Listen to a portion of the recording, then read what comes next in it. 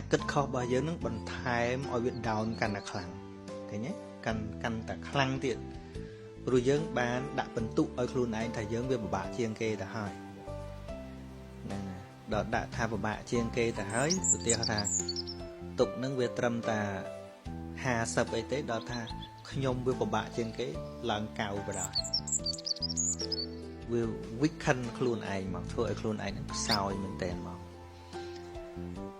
ហ្នឹងហើយស្មាមើលទៅមនុស្សច្រើនណាស់ដែលគាត់មានរបស់ល្មមដែលអាច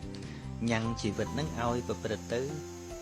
ជាជីវភាពសុខដុមរមនាបានក៏ប៉ុន្តែដល់អត់ចេះត្រេកអរចំពោះរបស់ដែលមានវាទៅជារលសេចក្តីសុខនឹងមិនឃើញឲ្យបន់រកសុខថ្មីរហូតតាមពិតគួរតែពេញចិត្តចំពោះរបស់មានហ្នឹងហើយប៉ុន្តែជួនកាលរបស់មានហ្នឹងអត់អាចផ្ដល់សុខឲ្យបានដោយសារយើងមើលរំលងវា